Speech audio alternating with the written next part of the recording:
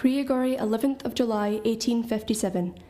Compared Ranald Munro, a pensioner at Lunatics in said island and parish, who being examined and interrogated declares in Gaelic, I am a married man, and I am about 65 years of age. On Thursday, last the 9th instant, I was engaged cleaning potatoes in a field less than a quarter of a mile to the west of the house of the deceased, Angus McPhee. I was intimately acquainted with the said Angus McPhee. He was about 70 years of age and in good health. I knew his wife. She was about 60 years of age and healthy. I knew the said Mary McPhee. She was the sister of said Angus McPhee, but she was some years older. Said Angus McPhee lived in a house a few hundred yards to the southwest, off the main road that goes along the west side of Benbecula. I know Angus McPhee Jr., son of the said Angus McPhee.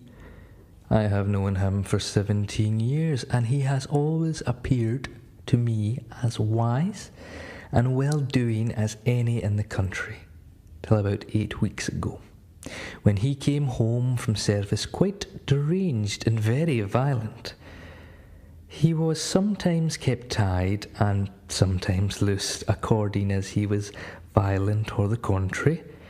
There was often a talk of reporting his state to the sheriff and fiscal, but there was an aversion generally on the part of the neighbours to resort to this, in the hope that he might improve, as some members of his family had occasionally fits of insanity.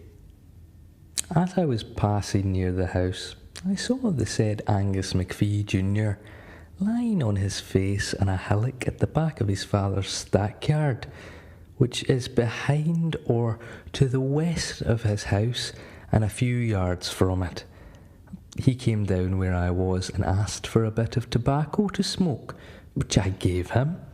He then invited me to go into his father's house to smoke, and on my decline to go with him, he said he would go and assist his father, who was then hoeing potatoes.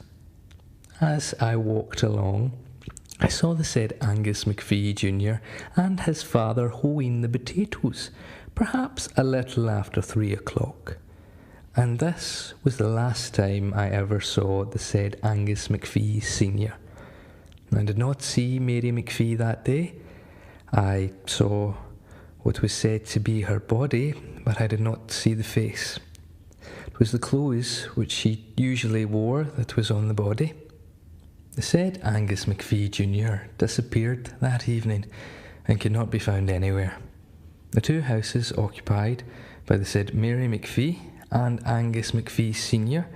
are a considerable distance removed from any of the neighbouring houses, and most of the people are just now on the east side of the island manufacturing kelp.